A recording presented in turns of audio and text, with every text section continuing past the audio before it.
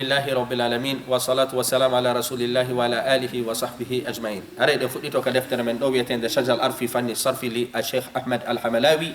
رحمه الله. هند إن شاء الله إن جنجي كتر جو ماكي فصل هري إبدال الميم من الواو ومن النون. هري ما زلنا هنا جنجا كويته الإعلال والإبدال. هري هند درس ما ينكو إبدال الميم إبدال الميم من الواو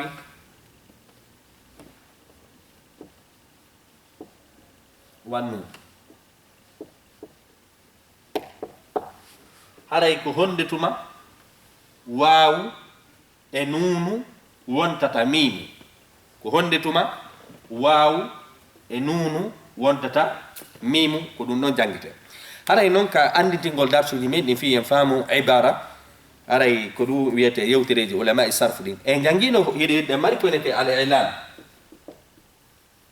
هيدا ماري كونيتي كدي الابدال. الاعلان ان ني دون دونكو ندر حروف العله هراي كو الف واو يا كانيوم ما يونو الحمزه او سبيني الحمزه او تاونو راما كان حروف العله سبو kanko yalli fondi battondiri makhraj ko dido i'lalu dogata e nder mum dido wanata i'lal. Amma ibdal haray ko dum don wonde e jangude sabu nunu on jeyaka e nder huruful illa on don ko nu wonde mo wada ko ibdal jag ene gandi non jaka ibdal haray kala ko woni haray i'lal ko inna i'lal fu haray na ibdal ko kala ko inna ibdal haray ko nu i'lal bimana kullu ko wiyete ko ibdalun i'lalun wa laysa kullu i'lal ibdal. fami ke cerno jombe maki rahimahullah. awalan tubdalu al-mim min al-wawi wujuban fi famin idha lam yudaf ila zahirin aw mudmarin.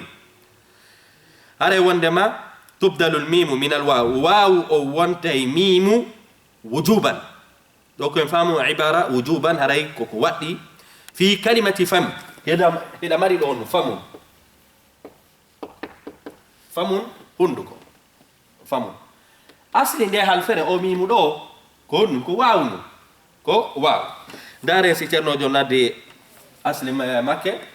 wadda haray ko fuhun hari ko nun fuhun hari ko fuhun nde halfere haray ha o monta o do o monta li takhfifi li التخفيف في كفوي جنتين للتخفيف او واو دو واتاو ميم او واو دو وونتونو ميم وونتي فامو فامي كي ها ماو دو اون مونتيرا للتخفيف واو اون واتا ميم وونتي فامو هان بونون كونو اندين تامي كوكو مي يوتي دو كونو اندين تامي هاري جاكا ha mawdo no do e wawa watta min be ni nattu ka jam sabo ngini no jam taksir wa tasghir wa ko wi'eten kon al muthanna wa al masdar yaruddu al ashya ila usuliha sanatti ka jam famun kun en nata ko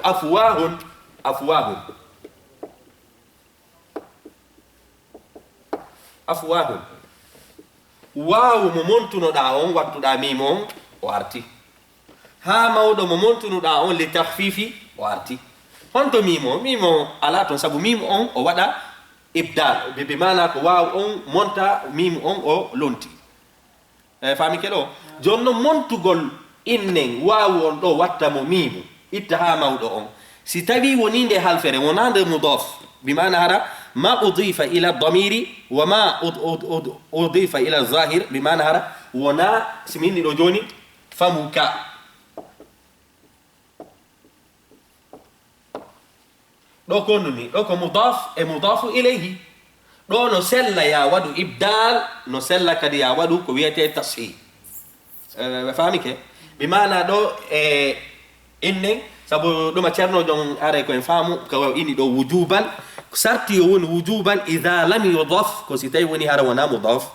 ila zahir e inde feñunde aw mudmar madum inde ko e madum e damir sifano mi indi do joni famuka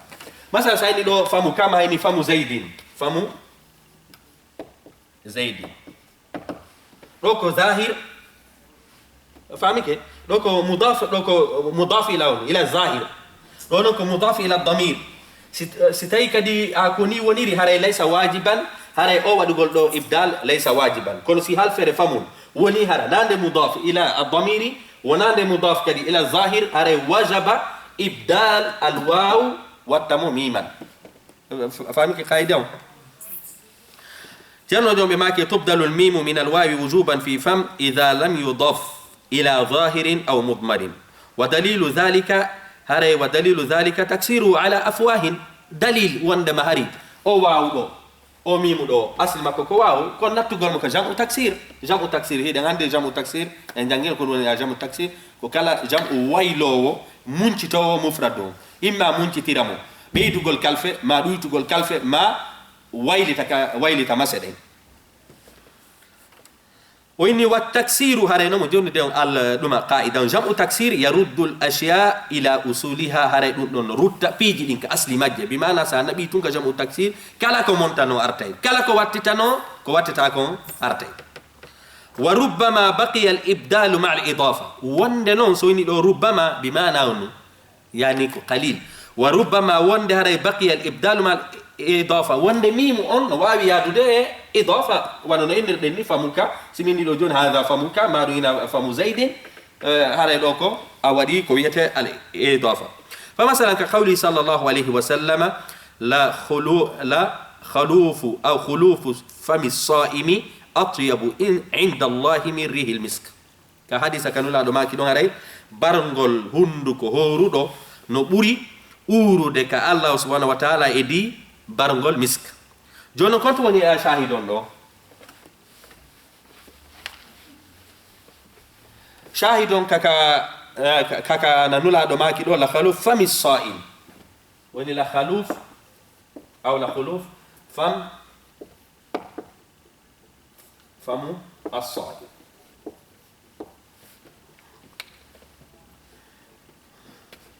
famu ɗo konno ko mudaf صائم كونه ومضاف إليه لو أضيف إلى الظاهر سبو صائم لو اسما ظاهرا لو أضيف إلى اسما ظاهر هاري لو كان يمكن جاكين عندي هاري أدوغل دو ميمو أصلي لو كونه كو لا خلوف فوه ها موضوع منترا لتخفيفي واو ودا إبدال ميما هاري لو كان يمكن ɗo noon haray ko ɗum ɗo laysa wajiban o alhaali ɗo ɗum laysa wajiban sabu si tawi woni famu ɗon o ɗo ko mudaf ila zahir ma mudaf ila damiri haray laysa wajiban wattutugol mo min tawi hejjitu noon oɗo kañum kadi no jeeya e ko innete asma'u sitta asma'u sitta alfiyatu ibn malik a kono ini wa shartu zal i'rabi an yudafna la liya kadha akhu abika ya'tila haray daiman oɗo kañum kadi haray si tawi woni inne hara o arifahu mako nande mum famu non haray wonde yu'rabu bil harakati wonde ma si tawi woni sartiji ɗi timmi wono alfiyatu ibn malik indiri non wa shartu zal i'rabi an yudafna ko woni mudaf tawata kadi na ya ul mutakallim tawata kadi hara o wadama ka musaggar tawata kanyum kadi hara o wana musanna ma o wana jam'u ide mari sartiji ɗi ka ulama an-nahw haray ko adi ceerno jon wala sartiji ɗi ɗo sabu ɗo haray ko fi ka bangal ulama is-sarf haray ka gandal sarf o woni e yarude mo ceerno jon kadi inni honno wo qala sha'ir haray sha'ir jon wi'i ka gimol mum yusbihu dham'ana wa fil bahri famu wo o wonti ɗon ɗaɗo e hoorele maayo gonno ka hunduko makko o wonti ɗon ɗaɗo hoorele on no maayo gonno ka hunduko makko ɗo waddani e misal on ɗum famun ɗo woni mudaf ila al-zahir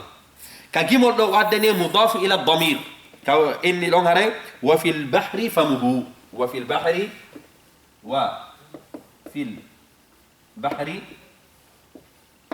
famuhu ɗo ko famu ɗo ko mudaf sabu enen ni ɗo ko kanko woni ɗinnen ɗo siko ni jumla on woniri kanko woni mubtada khabaru on adina yani famuhu fil bahr jonnon ɗo ɗo ko mudaf ala ha on ko damirun muttasilun mabni ala dhammi fi mahalli جر مضاف إليه أو دو مضاف إليه كون دو فمو كون أو وديرا دو مضاف إلى الضمير أما دو كم وديرا إلى الظاهر كون صارت دون أول جاك عندي هاري فا إن وندما إن فوهن هاري ها مودو أون مونتي واو أون واتي ميمو كون كو بشرط في يونو نوعي ستايونيكو من باب الوجوب كسووني هرنا أو مضاف إلى الظاهر ونا أو مضاف إلى الضمير أما من باب الجواز لا من باب الوجوب دون نسلا ودو غولمو إضافة من اسما ظاهرا أو بيتكم مضاف إلى الضمير فاهمين كيف؟ لو إني غايني نياوري كا واو وانت تاونو ميم كواو وانتتا ميمو هرايكا كلمة فمون نماري باب الوجوب نماري باب الجواز هندتما وانتا وجوب كوسيتاي وني ما أضيف إلى الظاهر وما أضيف إلى الضمير دونك من باب الوجوب كبيوا وانتا ميم أما سو وداما مضاف إلى الظاهر أو كذا أو إلى الضمير دونك هراي لا من باب الوجوب جونو جي دي يودي كارينون جوني أونو دي يودي كانونو وانتتا ونو mim nane kondu nga jangude kaka waaw wontata mim jonde yawde ka masala di daba ko nun tan hejjutu non o nunu konko wonde nge yewtude do nunu no wonta mim o do kanyum ko min haythu alkitaba yani lafzan wa khattan o do ka waaw e wontu mim do ko anga hiirey gite maade anga winde amma o do ko min haythu al-lafz faqat wa laysa min haythu al-kitaba hare ulama at-tajwid ko do be na tawno ودو بينت الإقلاب علماء التجويد كانوا يكونوا بينتهم إقلاب علماء إن وعندما الصرف بينهم إبدال هيدين عندي أنا يجوني مثال إن شاء الله هذا لو كنا فاهمين فن نمري مصطلحات فمثلا إن علماء الصرف بينهم حروف العلة يا كيا علم التجويد بينهم حروف المد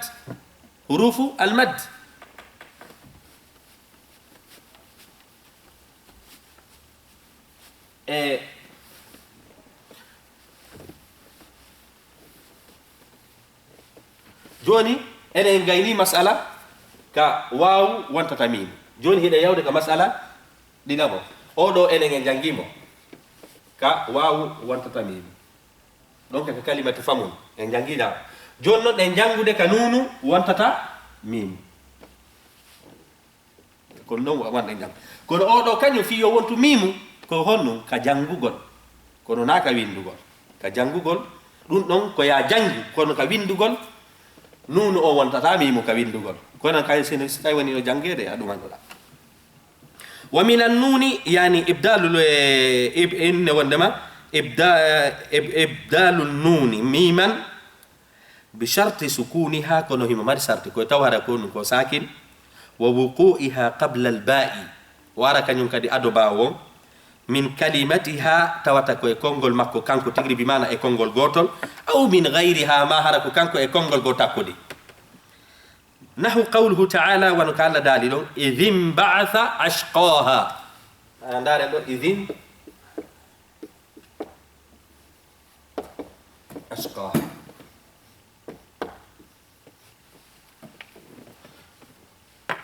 كون ويندي دو كنون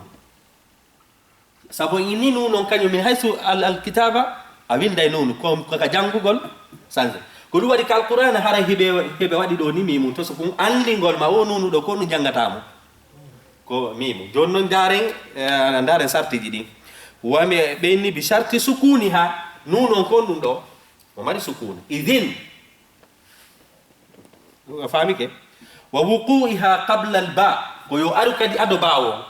يسو دو كونو هيبو دنكو با نونو غاري أدو باو هande kadi do ko nunu windete kono kono jangata mim idhim ba'atha sella taymi nonu izin yomi jangu nunu sakina ko mimu sakina mi jangata mo do walaysa nunan se inne wanda masakina fahmi ke ko dun do no hande kadi ulama sarf inni dun do honno ibdal ulama al tajwid bayno iqlab علماء التجويد كلهم بينتا الإقلاب. الإقلاب بمعنى قلبت النون ميما، قلبت النون ميما، هذا أوائل نون أواتي ميمو. علماء التجويد بينهم إقلاب، علماء إن الصرف بين إبدال. فاهمين؟ وقوله تعالى من بعثنا من مرقدنا دونون كوي حال فري ووتري اونو او اري كودون تيرنو جون انيغا قبل الباء من كلمتها ككلمه ماكو بمعنى ككونغول ماكو او من غيرها ما هرا هرنا هرا كونغولي ديدي كالا دالو من بعثنا من مرقدنا ويندي مودو من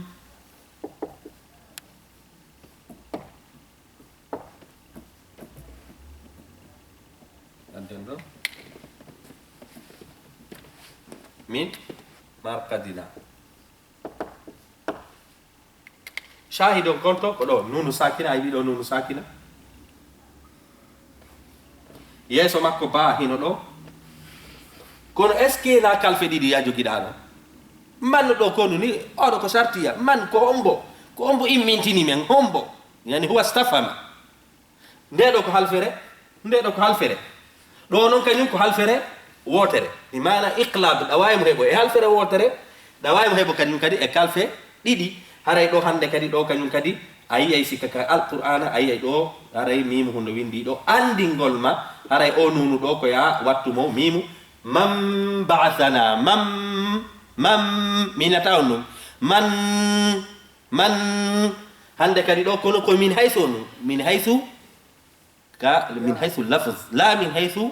الخط لا من حيث الكتابة. من حيث الكتابة تكتب نونا، أما من حيث اللفظ هري لما تلفظ إن ميما. فاهم كده؟ فمثلا قال الدال لما سنبلة مثل الذين ينفقون أموالهم في سبيل الله كمثل حبة أنبتت 7 سنابل في كل sumbulatin minata sumbulatin fi yonno sabu me bi do ka hal fere wotere no do nunu sakina ay bi do ba'u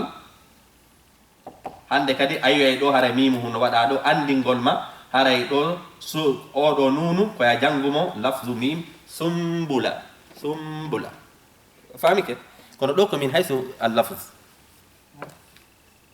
jonno cerno do do wadani ngon nunu sakina tum o adana len tanwin e hore le wonde dayba iqlab hara ko tanwin kono hadi o adana en tanwin ko yeta gol ma tanwin e nunu sakina foko goto sabu sabu inni kadi tanwin sayni do tan ma dun tin ko de do indete tanwin de ma se do jonno de sa windi de toujours ko nunu sakina sabu sim jonna ma yo mi windu tan ko ni windirta eno do ko nunu sakina simini kadi tin ko nunu sakina de tawde tanwin tigiri ko nunu sakina ko wadi e cerno jon woli fi nunu sakina to kono tanwin non nato de derto sabu kala kay na tanwin ko ibara hono an nuni sakina famika oyni lon haray wa ubdilatil mim min an-nun shuzuzan fi qawli ru'ba hebuden non gimol ka innen wonde ma nun watta mimu shuzuzan sabu do himo wadi sartiji ni ko ya hebu nunu tawata go ba hikkido hebu den non ka nunu watta mimu tawina ba hikkido onno ko charles onno ko nu ko charles onno ko yalto ka kaida wano ka himu do won inni do enne wonde ma fi qawli ru'ba o do inni ya hala dhati mantiqi tamtami wa kaffika al-mukhaddabi al-banani ya hala dhata mantiqi tamtami wa kaffika al-mukhaddabi al-banani dare do inna ya hala do kunu ni te murakham ad do misikitu ngare enen jangino o do damal go damar ko nete at-tarkhim ka ilmu an-nahw fa masalan sayni do fatimatu sayni ya fatima sanadi noddu gol ko ayo fatima ya unida no sella yayno ya fatima ko dum do woni asliyo no sella kadi ya waɗi ko innete at-tarhim ko innete at-tarhim ko ya taƴu inde nden halfere sakkitorore nden inna ya fatima ya fatima sa inni ya fatima a masiri ɗo dow ɓe inna lugatu man yantazir haray ko haala habbitiɓɓe bimana habbitiɓe anduɓe wondema halfere no monta ɗo amma sa inni ya fatimu addi ɗo ya fatimu a masiri ɗo bi dam ulama innahu inna lugatu man la yantazir ko fiyo ɗon ɓe nani ɗo ɗuma luga man yantazir sabu sa naadi ya unnida e munada on tawa ko o mufrad hara yajibu an yakuna mabniyan ala dhammi ɗo no wari on ɗum ala alfatah ko ɗum waɗi ɗo ɓe na lugatu man yantazir andigol ma damma on heno ɗo kono ko an taƴi amma ɗo si tawi woni an a waɗi ɗo tural haray ko innugol wondema hande kadi ta miijo e halfere montinde sabu men addanima damma on hande kadi oɗo wona mabniyun ala addam a famike kake kono inchallah en hewto eke ilmu nah haray kono woni ñawoje ko ente a tarhim o inni ya haala kon ɗum addane ya wulu fi o tarhim ɗo yani ko ya haalatu kono o waɗi on ɗum o waɗi ko wiyete a tarhim o taƴi nde halfere ɗo o masiri ɗo dow bimana ko e lugatu man yantazir o waɗi ɗo ya haala bimana asli haala kan kon ɗum ya haalatu hara nun ko inete haala fi luga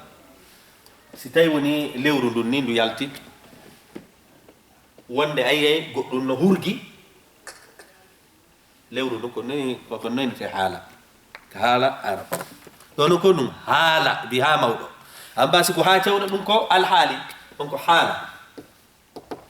ɗo ko alhaali amma hurgugol nanangue ɗon ko haala ɗon ko ha mawɗo windirte famike o inni ko ayyo sonnajo momi hiɗi ya haala haray koyde sonnajo zata mintiqi koyne ten tamtami haray ko a joomirawo haala ettennagol koynete a tamtam ko wolugol ettenno bimana hara haala ma kan ka laaɓa heɗa ettennade ko ɗumnete tamtam ko a wowlowo ettenno inne wondema wa kaffika newe maɗen kadi almuhaddabi waɗade ɗum laali kana laali ente waɗade laali bimana waɗade pirinti al laali ko nonente almuhaddabi albanami asli ɗo kon ɗum albanan guƴe kolli albanan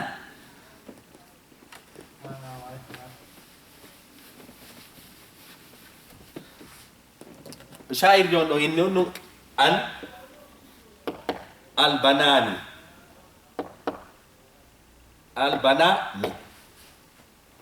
e hoorele asli haala kanko on ɗum ko albanani albanan sera kolli goƴe kolli albanan joni noon ɗo ko no shayri jon o waɗi o ɗettu nunu on o wattimon ɗum mimu e hoorele nunu sakina iwtira ɓawo sabu iqlabu kañum ko beeɓa nunu sakina wa ba'dahu lba oɗo noon kañum jakken andi oɗo ko shuzuz oɗo ko chaz fiyoɗo ko no heɓirɗen a shuzuz sabu nunu on hana wontugol mimu si wona hana nunu sakina no witiri ɓawo famike shahid on kanko en albanami e hoorele ko albanan duwano wonde ay asluhu albanan wa jaa al aks ka qawlihim joni noon ceerno jon kañum kadi waddi ɗo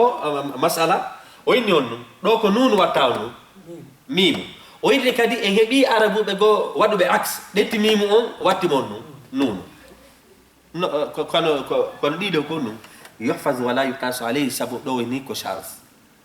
haray kala kaɓe innuma haray ɗo ko min babe chuzuzi haray ko ya hunjo yeru ka won ɗon charge ñiiɓa ka qa'idaji muttarida daiman ko ɗum waɗi hande sa windi bindol tawi hara ko windirɗa kon hara heno ka defte kono hara ko min babe chuzuzi kono no ñaweteɗa ko a falji ka windugol fiyon ɗum saabu ko gonga woɓɓe woliri noon kono ko charge haray charge on ko ya yuhfazu haray ɗum ɗon ko ya hunjo yeru kaɓe woli ɗon ko tun kono sellata ya waɗum ko wiyete alqiyas e hoore ɗen kalfe ɗo wa jaa al aksu ka qawlihim aswadu qatinun ndaren ɗo ɗo kañum kadi ko ɗum ɓe ɗumanni ɓeni aswadu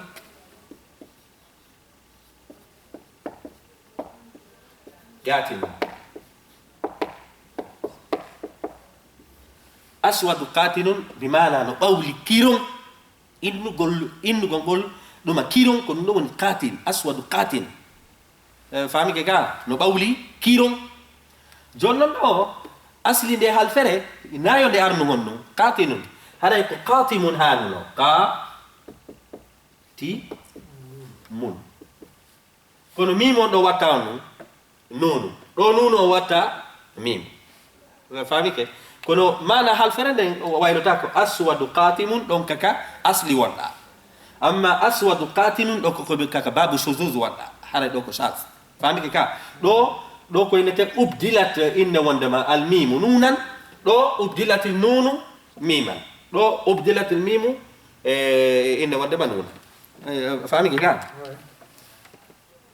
وكذلك العكس كقولهم أسود قاتل أي قاتم بإبدال الميم نونا إبدال الميم نونا هذا يكون لو هند جانغو دو هند كو هند توما مي إن وندما واو وانت تميم وادني مسألة غوتو كفامون أرى إنه كفامون هيدا ماري تشالد ديدي كاكا وني من باب الوجوب كاكا وني من باب الجواز كنت وني من باب الوجوب الوجوب كستي وني هرا فامون ليس مضافا إلى المعرفة ولا مضافا إلى الضمير دونك واجب أما سووني مضاف إلى الضمير أو مضاف إلى الظاهر دون هرايك من باب الجواز أما نون أن كونتتا ميم أن دون هرايك ينفهم وندما أو ليس هرايك خط كبندل كويندغول نون أو وانتتا ميم أما من حيث اللفظ كجانغول هرايك دون نون أو وانتتا ميم إنه ده وندما علماء الصرف كندو بين الإبدال أما علماء التجويد وبينه بين هندو الإقلاب هذا ينون إن هبي كانوا كده من باب الشذوذ كمنون أو واتا ميمو كاينة بنان شايد يوم إني بنان وديت نون أو وات ميمو هبو دين هال فرقو كانوا كده عكس كو شايد يوم واديكو وليو إنه أسود قاتل بمعنى أو وادي نون أو كانكو إني وليو إنه أسود قاتم وإني أسود قاتل وديت ميمو وات نون عكس ودو هذا إن شاء الله درس جمين أروي دين إن هي أكو وينته الإعلان بالنقل هذا يكون كانوا كدي وايد تيرتين كالفدين كونو دونا هالفرد وايد تنكو مسدين هذا إن هي أيدون نجانغو إن شاء الله هذا إن حتى درس من دو والسلام عليكم ورحمة الله وبركاته